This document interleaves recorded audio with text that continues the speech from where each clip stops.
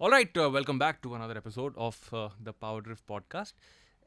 Don't be surprised. We're actually wearing the same clothes because we have decided to continue with our second podcast. Yeah. But if you have not seen the first of this podcast, then we introduced Vipul and you got a chance to tell your story on how Yeah. you joined PowerDrift and what happened and stuff like that. But this time, I really want to talk about technology, man. Like, how old are you? 29. 29. I'm Mhm. 32. Hmm. Uh, what was your first car? My first car that I owned with my own money was the Toyota Camry V6. This was in New Zealand, so no. Shit, you're the wrong person to talk to. Yeah, I thought know. you were going to say something simple like a Maruti 800 or No, something but like that's an a auto. typical answer that you have in India, right? Yeah. Not for me. The first car that my family owned was the Devo Matiz. Huh. But the one that I owned myself was in New Zealand, the Toyota Camry V6. Not New Zealand, man, like Indian stuff. But hey, you never implied okay, those theek hai, conditions, chalo, but whatever okay. it is. Yeah. But the point is that you know how simple Cars used to be. even motorcycles for that True matter. that. It was literally, you know, when motorcycles are defined, two wheels, one engine, one hard, blah blah, all that jazz, right? But it was really that. It was two wheels and engine. It was the most basic architecture that you could find in the mechanical world. But from what it was to what it is right now, things are so much They've better. evolved for sure. Yes, I mean, if I think of cars in a way, I've actually had this theory about thinking of cars, the modern cars. Earlier cars used to be like these payphones where you put in your manual effort of dialing a number, and sometimes your finger would hurt when you Right, dial a right. little too fast. But they were a little raw. And then you answer in, and you have to constantly put in money. Basically, they required maintenance because they were never really refined. And then later on, they became, your cell phones where there is no effort. Look at it, it unlocks. It's done. Yeah. And then it will do a lot of things. It has AI, and then you can use it for multiple things as a camera, as a voice recorder, as Spotify. It's a long journey, and technology. I mean, technology has evolved this part of things, and so have automobiles. So they've evolved as well. Bikes have evolved as well. But do you miss the older? No, I don't. You don't? No, I don't. Okay, you're here to embrace technology. Of course. It's making our lives easier. It's not just that, but it's also keeping you safe. And I think that's like, for example, I started off riding with the Splendor, then moved on to a Charisma, then had the CBR 250R. But till the Charisma, it did not have ABS. I mean, those were still a very small motorcycle, but it did not have electronics. It was still very, very raw. And today, some people still like the raw feeling, but my thing is, the roads that were 20 years ago are not the same roads that are today. The number of people on the road are not the same number of people that were there 20 years or 15 years or 10 years ago.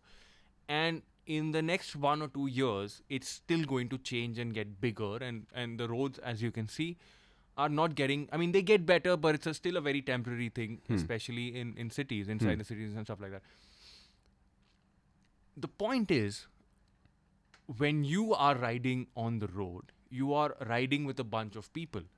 And call it what you want, but electronics keep you safe. Yes. If you didn't have ABS, you would be locking up your rear wheel. Oh, If you didn't have an airbag, you would be hitting you're breaking ribs and stuff like that. Yes. So I think technology has definitely become essential, It if has. not mandatory. And it has changed lives and it has saved lives. And I think in the near future as well, technology is only going to get bigger and better and safer. And I also feel a lot of technology that you saw on, say, big cars 10 years ago, you can see the same technology in the entry level cars as well. yes. So they've gotten more adaptive, like cheaper ways of Absolutely. manufacturing things. No, I do agree to this. Technology is definitely playing its part of keeping us safe. ABS, airbags, life-saving, seatbelts for that matter. Exactly. Like when Yeah. Volvo invented seatbelts, people were like, I don't want to put this on. But then when they had accidents and when they just never walked alive out of it, and look at us nowadays, Like the new rule as well yes. of having a seat Seatbelts, belt. yeah. The sad thing here is it took the loss of a life to mandate this. Yeah. I We've mean- had seatbelts in the back since 10, 20 years at least in the back of our cars, but it took us 20 years to realize the importance of that. Yeah. And all right, that one figure that had that little unfortunate incident brought things to made headlines, and then we realized, oh wow, this can happen. Someone like a calm person, like the person that he was, could die in a road accident. That should not have been the case. Safety is there Absolutely, in your man. car. I Yeah. think it's one of the features. It's a technology that the manufacturers have spent developing. It's also a safety feature that is just in your car. Use it. Please just use it. Don't let the cops fine you and teach you a lesson that you have to wear your seatbelts. Just go ahead and start using it today, irrespective In fact, of... for the longest time, I did not wear. I don't remember the last time I sat at the rear seat of a car. Yeah, because it's same. mostly Yeah. me driving or in the co-driver seat. But whenever I go on these trips and cabs are arranged by manufacturers to get us to an event from the airport, it's by default. It's a Right. default thing. Yes. It's like you wake up in the morning, the default thing is you go brush your teeth. It's the same for it's the see, those are habits in Yes. real life, but there are automotive habits as well. You before you get on a motorcycle, wear your helmet. Not just wear your helmet, strap your helmet properly. Zip your jacket till the top. Close your gloves properly. Similarly, while getting in a car too, I mean, get inside a car, buckle your belt, and it should be a habit. Yes. If Adjust it's your not a mirrors. habit, Yes. All of and that. it's a good habit. Yes. So yes. if it's not a habit, then there's It's something good to wrong. be a very aware road user. I mean, safety is one, and then when you get inside a car, make sure that you are being a responsible driver by getting yourself in a good driving position, checking your mirrors and stuff like that, and just be aware of your surroundings. Don't be rude, rash, disrespectful. None of those things. Just be very. I mean, use technology to your own benefit, but then use it also to make sure that the opposite person or the fellow road users are safe. So all of those things. But You do know- you think technology has taken you away from the feel of driving? Personally, yes. It has? Yes. More so in four-wheelers than two-wheelers, because two-wheelers still have that feeling of, you being connected, a lot more connected to your surroundings, your And stuff nature. like that. Yeah. In a car, good NVH levels and, automatic transmissions and zero vibrations, they take away that feeling. They rob away that feeling of, maybe driving Enzo Ferrari back in the days of V12 with that rattling panels and all of that. Like the experience from what I've heard, people who have driven, or even like what Rohan drives, the Gallardo. Yeah. A car like that as compared to a modern Lamborghini, it feels so different, right? And if I had to pick one out of the two, it has to be a The raw decade-year-old. Yeah, the raw one, because that is what machines are. You ignite them, there is fire, it has a heart, and then there is pressure that's being built inside, and then all of that is sent through all of those pipes, and everything just works in perfect harmony. And I think for me, that is what makes me love cars: the harmony of things coming together, and then the joy of you operating it from being within a seat, and the 3 pedal actions, and a stick here and a wheel. It's almost like a game. But then I mean, cars these days feel a lot more like sim racing. Where you have that machine, that arcade, and you're just looking at a screen and driving, because it's like, yes, it vibrates and you have those artificially induced feelings, but nothing like those raw. When you're driving something that never had an ABS, you have to be careful when you're putting it on a wet surface and you're driving it through a corner, because the tail will slip out. Yeah. So that is where you know the limit of the car and yourself. And that playfulness is not safe, yes, but then when you have a closed circuit or a closed compound to yourself, you can definitely test your limits, your limit and the car's limit. But then technology, coming back to technology, yes, a lot of technology today, it enhances our experience with cars. We can extract a lot more power, and we can also regenerate a lot more, and it's just a lot more efficient in that sense. Also, what I've come to realize is all of this enthusiastic driving, it only lasts a couple of hours, sometimes minutes, only on the weekends. Most of the times, our common You're road usually users, calmer. Yeah. it's usually in traffic or in portal-ridden roads, in like the B cities and the C cities of India. Where is the fun? Yeah. And that is where technology helps in to bring the fun. You have a good system, music system, and then you have some gimmicky stuff like a heads-up display or things like that. But Yeah, that's the second bit that I wanted to talk about. We kept harping on safety a lot, but Yes. I think it's also convenience. I feel there is a huge difference in terms of technology when it comes to motorcycles and cars, because cars, you have a lot more real estate, you have a lot more going on, but Yes. motorcycles, it's a very small product to begin with. And technology, I won't say it's limited, but there's a lot more that you can extract or put in a car. because it also involves the driver, the co-driver, and Yes. people at the back. Yeah. Like some of the bigger cars that I've gotten to experience Yeah. at PT, damn dude, Yeah. the Yeah. fun. Yeah. And in such cars, you don't like to drive. You Yeah. just want to sit at the back Yeah. and take a nap. Yeah, It's they're just meant that for cool. that. They're meant for that. But But what an it's experience. convenience. It's, I mean, safety is one aspect, sure, but it's also convenience. Like India is a relatively warm country. So, for example, in a car, I really like the concept of ventilated seats. Oh, And 10 years lifesavers. ago, I don't know who introduced it first. Maybe it's one of the big German manufacturers, but you have ventilated seats in a compact SUV. So the progression from a big car to something that is almost entry level, a sub 10 lakh rupee car has ventilated seats. So that progression in technology has also become super quick. I mean, when you look at when automotive was introduced to the features that were there in cars or motorcycles 10 years ago to what they are now, it's just gone like super fast. Right. And I think it's amazing. Yeah. I'm very pro technology. Yeah. Yeah. Okay. I'm selective that way. I'm actually selective. Yeah, I'm not yeah. pro all Ventilated technology. seats, a big tick for me as well. Like I would love to spec my car with ventilated seats because yes, most of the cars have leather seats, or even if they don't, we go and we try and hide the fabric, so we go and install leather seats. For leather seats. Yeah, for leather seats, and they get warm. Like, Exactly. you'll be dressed for maybe a date or or maybe office or whatever. And it's shameful to walk out of an air-conditioned car, like a 10 lakh rupee car, and with a big patch on your shirt. Yeah. So big thumbs up to ventilated seats, big lifesaver. Yeah. Just like that, even good music systems. Yeah, I did make a huge Yeah, difference. they make a huge. Yeah. Your entire experience changes, right? I mean, you can calm yourself down. You can pump yourself up.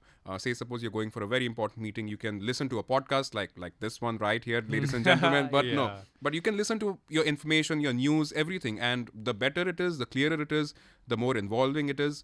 Not just for you, maybe your occupants as well. Say, suppose you're going on a road trip, and these are things that you can't do on a bike. But in a car, technology does elevate your experience, and not just between different cars, between different variants as well. Yeah. Like, say, suppose in a Hyundai. Give me or an in a example. Tata, Yeah. in a Hyundai, they have your normal the top spec variants usually get Bose surround system. Okay. And then you have, with a lot of cars, you have a 10 speaker system up until a certain spec, but then the higher ones like the Mahindra Scorpio, the XEV 700, they have 2 additional speakers, basically subwoofers, good components, Sony derived systems. So they do really make a big difference, because you can play those Punjabi beats. And your cabin does not rattle as much. Your door, your everything, your trim, everything stays safe. And it's just a better experience, and it lives longer as well. Your car doesn't rattle as much. So all of those things, good speaker systems again. And then talking about more, I do like how newer cars, be it a strong hybrid or a mild hybrid, they're able to regenerate. Yeah. Because I don't want my energy to be wasted. If I'm paying for fuel, and fuel is expensive, I want all of And that there to be is energy loss.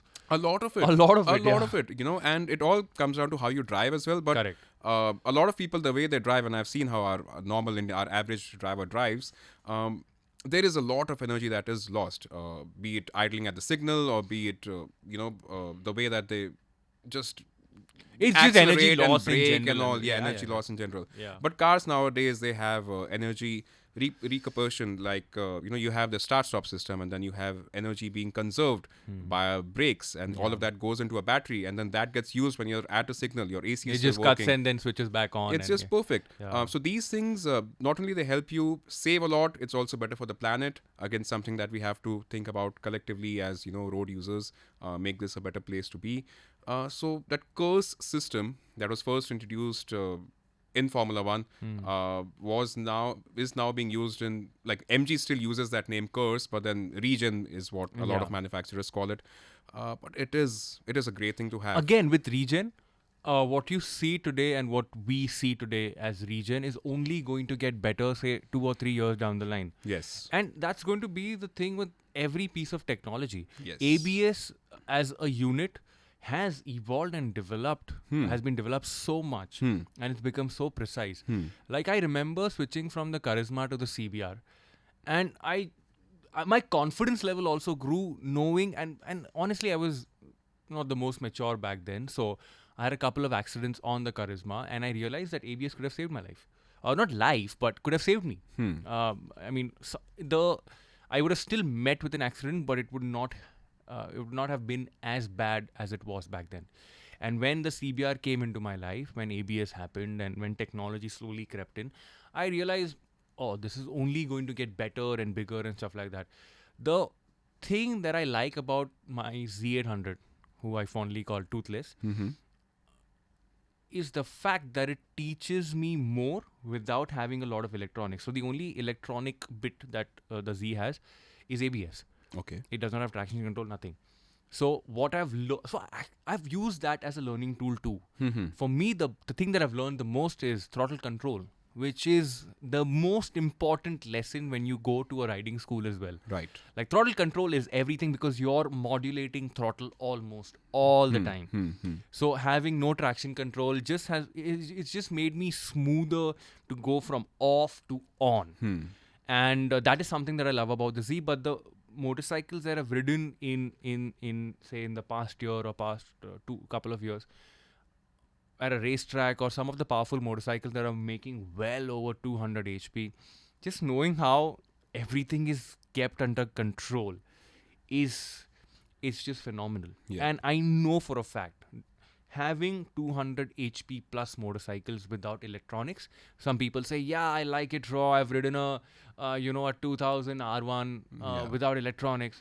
Great. Yeah. But you're lucky not to be alive. I mean, yeah, not alive, but you're lucky to have not had an incident. A Because life not altering. every day is going to be a great day. I mean, you will have an off day, and you would want electronics on that day. So Right. I think in that sense, for me, there are some days where I'm very, very thankful for the Z for keeping it very raw, because it's still at the end of a day. At the end of the day, it's still a 800cc motorcycle and it's making well over 100 horses. So knowing how to manage power and just getting a feel of the throttle and becoming a better rider day by day is a great experience. But on the other hand, some of the modern motorcycles that are making so much power, Yes. and I think electronics is a must. I mean, of course, electronics also have modes, and these modes can be turned off completely also. So yeah, great. I mean, if you have like a giant set down there, so go ahead. I mean, go ahead, switch off Yes. electronics and Yes. exploit power. Yes. These personalities that you can induce in bikes with the modes that you are talking of can be done in cars as well. You can switch it off. Yeah. And again, something that I quite like, because say suppose you're driving something like the Virtus GT, a 1.5 liter turbocharged TSI engine, puts out decent 140 odd horses and 250 Nm. The thing is, I don't want that much power when I'm driving in the city. And I really wish that the Virtus GT, it does have the ACT technology, active cylinder deactivation, but only comes on when you're driving on the highway. In the city, I really wish that the Virtus had an eco mode that I could press and it helps me save. On the contrary, a very basic car like the Renault Kiger, we have it as a long-termer, it has 3 driving modes. You have normal, you have eco, Sport and sport. that's the usual stuff with Yeah. a lot of cars and bikes. Exactly. But when you put it into eco, it helps you save by about 12%, 11 to 12%, and wow. And again, technology helping here. Renault is, very much involved in motorsport as well. So a lot of technology being derived here. The Kiger, a car as basic as the Renault Kiger, entry-level compact SUV, sub 4 meter, all of those things, comes with a very good engine. But that's not my point. The point is, it teaches you how to drive. It has a eco, learning, teaching sort of a thing. So it'll monitor your throttle inputs, your braking. Are you being too harsh? Are you being too smooth? It'll rate you 5 stars, 4 stars. So Really? Yeah, it does that. Okay. And that helps you not just save, but also be a better driver, because you were talking about throttle modulation, right? Yeah. So here is a car who has an onboard system and is teaching you how to be a better driver. So yes, technology, for a lot of people, that might be gimmicky. I'm sure a lot of people, Kiger owners themselves would not know that this thing exists in their car. The Turbo CVT variant definitely gets that. And I find it very useful because, I mean, you don't have to rely on maybe a YouTube video or someone as experienced to teach you how to learn. The computer takes care of The you. computer is taking care of it. And And wow. that's what, man, I mean, technology has become so smart. Yes. I mean, you have a computer that's sitting somewhere and saying, dude, I got you. Yeah. Yeah. And also when you speak about the 12% in the eco mode, it's, I mean, a lot of people say, "Arey, ye to bas 12% hi hai." But it's 12% over 4 or 5 years. Yes. And that's a lot of Yes. energy saving that Definitely. happens. And that 12%, it actually increases. That's an average figure. Yeah. it goes up to 20-30% when you're driving on the highway, because at that time you don't need your 100 horses. When once you've climbed up, once you're at those triple digit cruising speeds, 100, 120, you don't need more power, and our highways, like some of the highways are really decent. If you're driving in odd hours, you are going to constantly sit at one throttle input, and the system does not need that much fueling. So you can shut it off, switch it to eco. So the Kiger, and again, now that we are speaking about the Kiger, instead of it offering 11 kmpl, if you are on sport, say suppose, it will offer close to 18.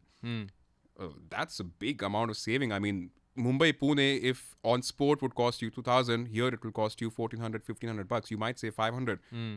But again, it's Comes down to driving. no, it's not just that. I mean, you speak about saving 500, but it's 500 today. Oh, yes. Imagine you have this chat 5 years down the line and you have like a pocket full of cash, and it's all from the saving that you that the car's done for you. So I think electronics have become smart. Yes. And it's only going to get better. I think by the end of this podcast, I'm going to like electronics a lot more, Yeah. technology a lot more. Yeah. But yeah, that was a good start. But yeah, you were saying? It just keeps you safe, man. It Yes. just saves your ass. I mean, we were shooting this episode of Signal to Signal, and I was riding the Street Fighter V4S. And Hey, this was a recent... yeah, I was there too. Yeah, so you were there, correct? Yeah. And we'll have these episodes on PowerDrift very soon. But the Street Fighter V4S, over 200 horses, sport mode. There's no weight on the front. Winglets are Yes. that part of Yes. technology that's Yeah. keeping everything down and stuff like that. But it's not just the winglets. It's the computer realizing that the front wheel is going to pop up, and it tries to keep it to the. It tries to get the. I saw you launch it. Yeah. That thing looked scary. Like, And I was never been scared on a motorcycle up until that point. I mean, I've launched the Booza, I've ridden a bunch of fast motorcycles. I've done some insane speeds also at a racetrack, but the launch of that, knowing there is no weight on the front. I mean, obviously, I don't remember dialing the electronics up to like the safest setting at kept it somewhere in the middle, but just knowing that in spite of keeping it, even if you keep it at setting 1, it's enough to keep you safe.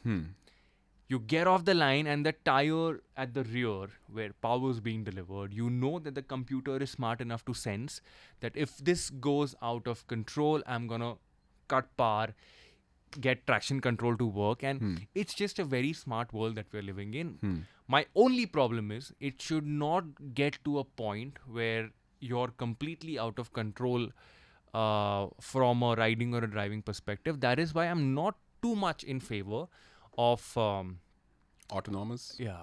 Yeah. Oh, I hate that word. Yeah. Autonomous and automotive should be two different things, should never coexist. But look at people doing crazy stuff. That's what I was going to talk Look about. like the XCV700 came with ADAS features, and have you seen those Instagram reels reels are like, oh, okay. people playing cards, looking behind, out of the car? What? Like WTF? Like honestly, like come on, guys, it's there again. It's a safety net, right? I mean, it's there for safety. You're using I think all of this is, I feel, technology should intervene when you commit a mistake. right. When there is a limit and you cross that limit. Either it's the motorcycle or the car delivering too much power, or you're too heavy on the throttle, or you have hit the brakes too hard. You have made a mistake.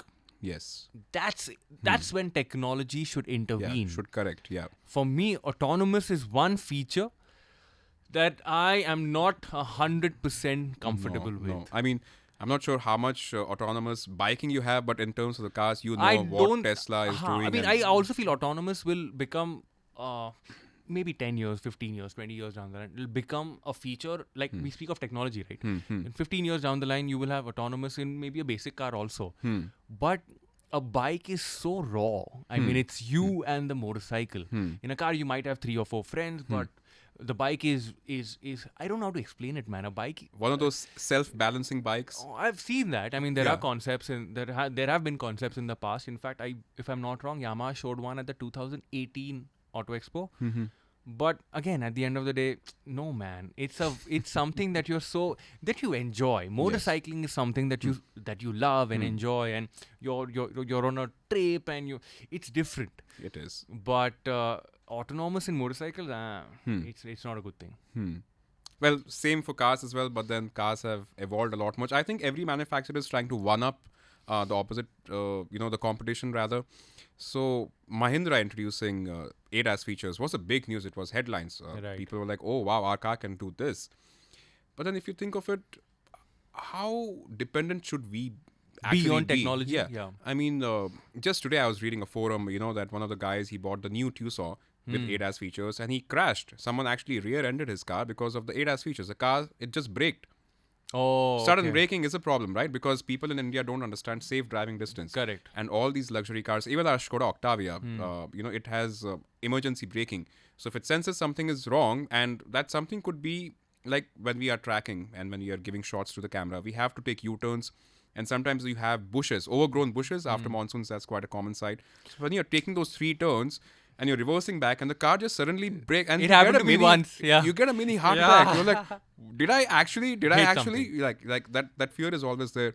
And if all of that happens on a road, it happens with someone who's never experienced it and he experienced it for the first time. He might have a heart attack. I'm not even kidding. It's that sudden. Because it's like boom. Yeah, it's like you hit an anchor. Yeah, 100% braking right there because the car is trying to save you. And if not you dying because of a cardiac arrest, I hope that never happens. But then someone might rear-end you, and you hope that someone is not a big truck who's never spotted your brake lights coming on because it happened like that in a fraction of a second, right? So that is scary. That is really scary, and I hope that does not happen to me ever. What's the most tech-loaded car that you have driven? Oh, it has to be So one of the Mercedes, right? Yeah, the Mercedes, the new ones, the EQS and all of those. I mean, hyper screens, 3 screens and lights and, massage on all 4 seats. Oh, actually the new Range Rover as well. The Range Rover, I'll take that back. It has to be the new Range Rover because apart from your normal comfort features and massage and, ambient lighting and headlamp technology, it has off-roading technology, off-roading capabilities. It also has 4-wheel steering. Okay. It has an anti-roll bar system, a 48-volt anti-roll bar system that exerts up to 1,000 Newton meters of force on the suspension just to keep that big elephant steady on the road. If you think of it, 1,000 Newton meters being exerted by a suspension system that It's works all on electronics. Yeah. I was looking at the spec sheet and I was like, what is that? What is why we have a anti-roll bar system that is now electronic? Like what happened to the touch and feel? But then all of it is just very adaptive. It senses the road and it firms itself or it softens itself. And, it also depends on the driving mode. Also, the Range Rover had 80 modules. Okay. 80 electronic modules to control different things in the car. Now, this is something that I don't like about technology. And since we are on the topic, I know what you're going to talk about. what is it? Price. Not price. Price, yes. I mean, in the course of things, yes. But subscription-based services. Okay. Like Range Rover or some BMWs in the US currently. So you're opting for all the specs. You're getting yourself the top end your variant with all of the bells and whistles. But then again, after 2 years of using it, you have to subscribe for your massage To get the seat. same thing. Yes. Yeah. To like, otherwise they'll discontinue it. But is it expensive? Not really, but it adds, right? I mean, if it's $3 for this and $4 for this. Oh, so it's like a module-based thing. Yes. So it's like an a la carte menu that you. Oh, shit. Yes, Okay. and then they'll just log into their system and discontinue Disconnect it, yeah. So, but you've already paid for the feature. Yeah. So, I mean, technology, flip side of both the things. But then, yes, the Range Rover, to answer your question, the Range Rover, most technologically advanced cars that I've ever driven in terms of human interface as well, technology everywhere, pop-up door handles, the car sits when you enter, it squats back again, the suspension, there's just too much. Imagine if something goes wrong. Yeah. Imagine on a car that expensive costs 3.8 ex-showroom around 5 crores on road, something goes wrong. That is going to be an expensive bill, right? I mean... that is actually what I wanted to talk about. So when you look at the life cycle of technology from one brand starting the technology to another brand incorporating it to the third brand and ultimately parts and everything becoming very accessible to a lot of it takes a while. It takes a while, yes. But then there are some manufacturers, some group manufacturers who do the heavy lifting. Yeah. And obviously Volkswagen is one of them. And then you have BMW on the other side. And then you have manufacturers like, Mahindra and Tata. Like, I don't know if a lot of people know this, but when Mahindra was developing the XUV 700, they benchmarked it against a Skoda Kodiaq. Okay. So there was a Kodiaq that was in their R&D center, and every panel, every wire, the car was taken apart till every wire, and then they reversed engineered it. Yeah. So that is how a lot of manufacturers who don't have a lot of capacity in terms of R&D would go about. Exactly. This is Yeah. so again, when you take the example of Mahindra, they took something that was in existence Yes. and built their product around, or not around it, but that was their benchmark. Yes. But for people who are starting off with their own tech and doing automated windows, everybody had the scissor window, catchy. Yeah. Wind down. Wow, whatever it is called. Yeah. And it took a while for automated windows to become the norm. And it takes a while. It does. But yes. imagine starting it for the very first time, putting in that amount of money, that amount of time, energy, effort. And I feel in such cases, patents are something that, a lot of manufacturers can earn their money from. To take it a lot more seriously. Also, every R&D effort does not really translate into like a huge success. A lot of times, these ideas, these new concepts, like power windows, yes, they did work because they had form, they had function, they're very easy to use. But say suppose, you have other things that, you have a lot of features that never really worked. Can I think of anything at the moment? Yeah, one technology that you remember being completely useless. Completely useless. Wow. What are the cars that were completely useless in India? I don't know. Most of it they've evolved. Oxwire. No, Oxwire I think was No, a thing. yeah. They had their time in the market, and then new technology came in and people were like, oh, our phones have Bluetooth, so why aux? But then what was it? I know a lot of accessories, aftermarket accessories that were useless. But that's another solution, by the way. The aftermarket accessory business is so huge that if you don't have something like people, I know Auto Ninja. A lot of people know Auto Ninja. He usually, when he says when he buys a car, he buys the base car, and then he'll go to the world of aftermarket accessories and then customize it the way he wants. Yeah. Which is, again, you're still adding technology. Now that piece of technology can be cheap. You can put in as much money as you want and get the best thing out there. Right. But that's also a nice way of customization. That is true. My only concern, and it might be a slight concern or a big concern depending on the customization, is OEM warranty. Yeah. That is a big concern. That is a big concern. I mean, if it's just normal bulb that you're changing, okay, you can just fly by and people will not even notice, people at the service center. But if they notice a big flashy touchscreen infotainment system, anything electrical in the car that goes wrong, they're going to blame it at that system, irrespective of what happens. You'll be like, sir, aapne to ye lagaya hai. This is the reason, this is the root cause. But no, that is not. So that is the attitude that we have, and that pointing fingers, that starts happening. That is my concern with the aftermarket parts. But then if you do get it installed and you can get warranty, or maybe if you get it installed at the dealer itself, it's not the most, it's not very pocket friendly. They do really charge a bomb, but then they'll always sell this benefit. Correct. Our warranty will still be intact. We'll certify it. It will be done at a certified service center and all of that. I think manufacturers are missing out on this aspect. Every manufacturer, because aftermarket is a big thing in India. A lot of technology, because we are still on the topic of technology, a lot of technology can be added as features, and the manufacturer should give out an option. Okay, our cars come with a 12-inch screen. Correct. And on the lesser variants, you don't have a screen. You just have a little display that shows what channel you're on. But we have something in middle. It is an aftermarket fit. We'll take off this panel and we'll put in not a 12 but a 7-inch screen that used to exist in our older cars. So it's not difficult for them to manufacture it as well. They're just continuing to manufacture what they used to. But we have an option. And with this option, maybe you'll save another... And with this option, maybe you'll save another 20,000 or 30,000, because that savings is a lot. Still, a lot of us, when we buy cars, we look into, every thousands of rupees, where it is going. People fight over handling charges, which it's still a debate. Should a dealer actually imply or charge you for handling? Sometimes they charge 10,000, sometimes it's 5, sometimes it's dynamic. Just 1. Yeah, it's dynamic. But a lot of manufacturers say it's supposed to be there. A lot of them say it's not supposed to be there. But anyways, a topic for later discussion. But us as customers, and Auto Ninja, he does, have a point. If he wants, like he's currently driving the XCV 500, he went for a mid-spec. It's, I think, the W6. Acha. I think he got a new car. He sold the XUV. Oh, he did? I think Okay, so, we'll give yeah. him a call and check later. Yeah, but yeah, so he had the XUV, and I remember it to be the W4 or the W6, which is again not the top, far from top, because top was W10.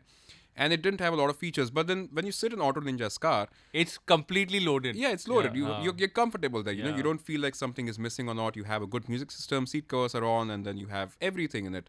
Uh, And I also feel, although I doubt his taste of air fresheners, but okay, never mind. but I also feel that technologies take is also detachment in a way, because people used to work on their cars and bikes in the past because it was simple Yeah, architecture. now they can't. Right now, it requires a part that is manufactured in a factory, and it costs quite a lot. And that also requires a different level of engineering. Engineering back then was so simple, Yes. but it's not simple anymore. Yeah. Of Even course, to it's pricey take- and stuff like that. Exactly. And even to take a panel apart, It you need takes specific tools. Tools, Yeah. exactly. And how many tools do you? I mean, we don't have the system of having a garage next to our homes, right? I mean, that is a system, that is a concept that exists overseas.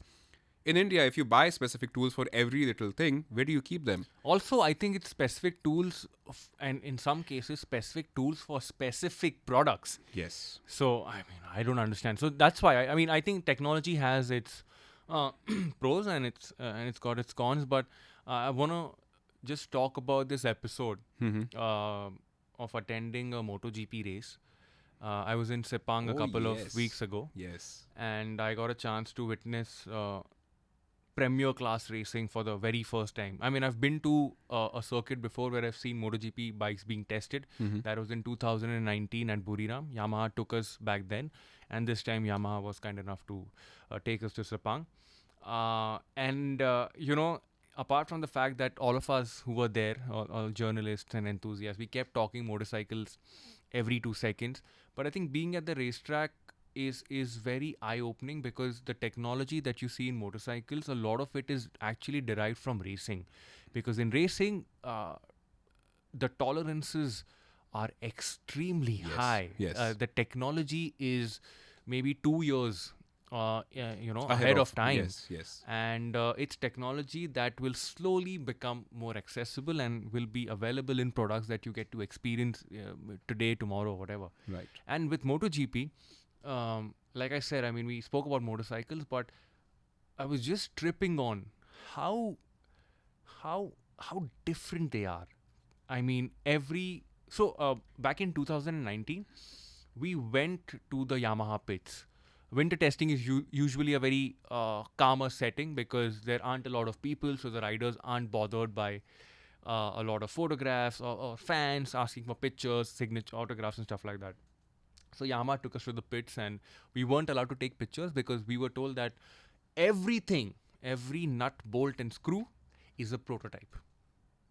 Everything is a prototype.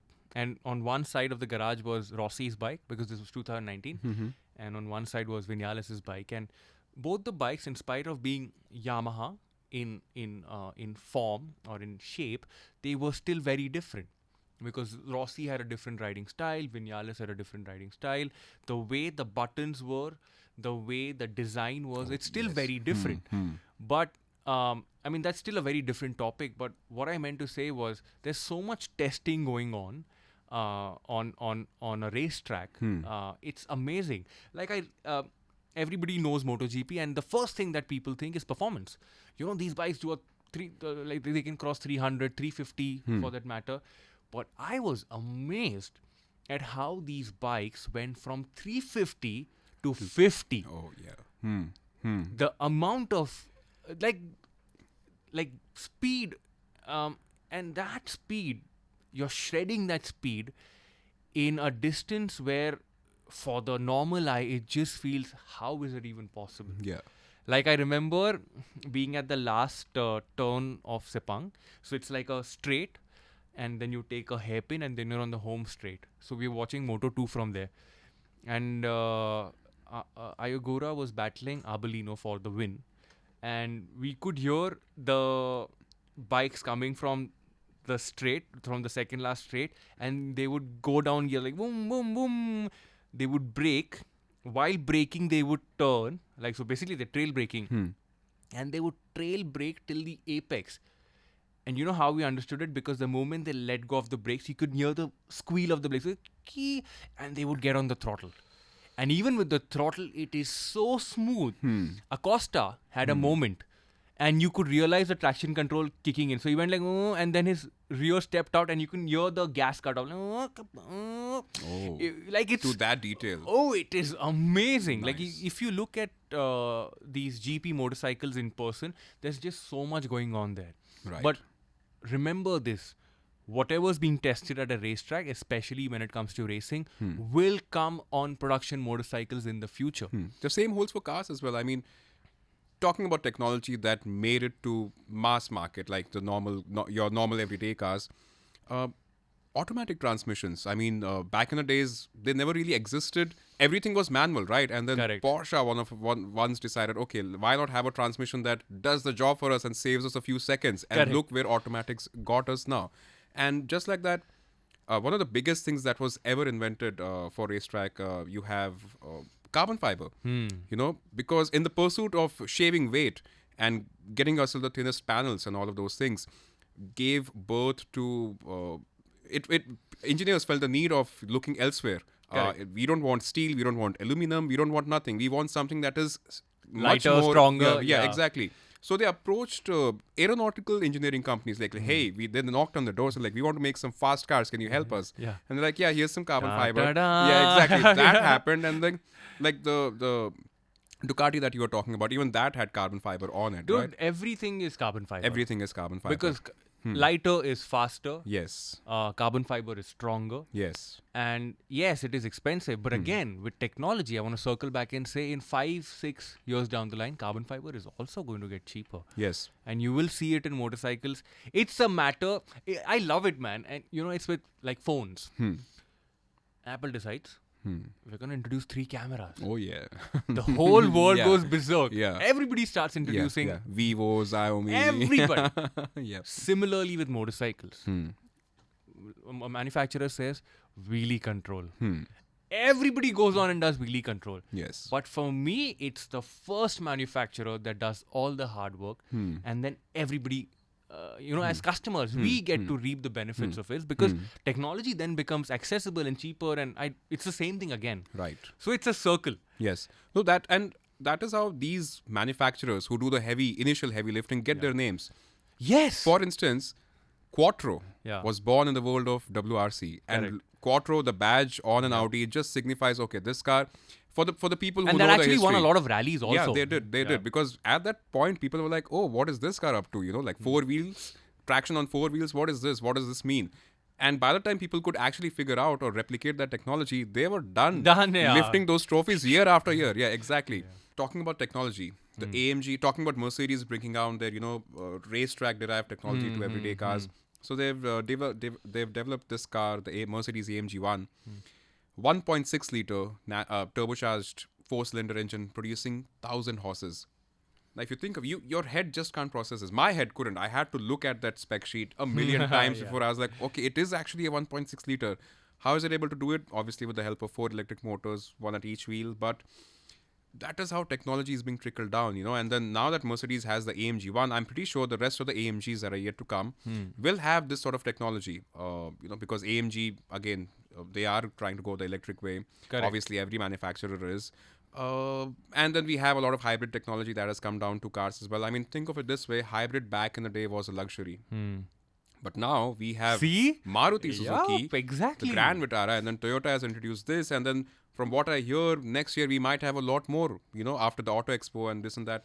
Dude, it's one person who does it. It's Yeah. like the Apple story. Yes. 3 cameras, Oh, everybody yes. does. Circling back to that. And it's not just Apple. If there is, say, a OnePlus who brings in like 5 cameras, there will be people who will get in 5 cameras.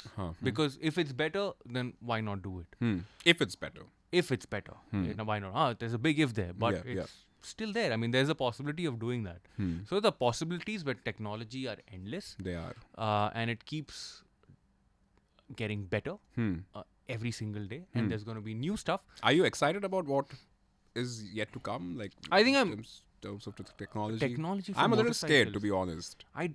Here's what I keep thinking, and here's what I keep discussing with my motorcycling peers also, like we have seen so much happen in the world of motorcycle technology.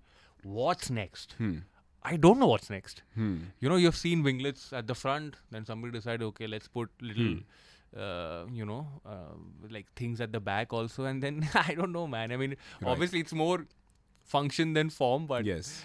it's just so much going on, yeah. I mean, Yes. and I know for a fact that whatever's being tested at a racetrack, I mean, I take my cues from there. Yes. You'll see like 100 sensors. I don't know what they do, but they're helping the motorcycle go faster, and that's the whole plan with racing. So Right.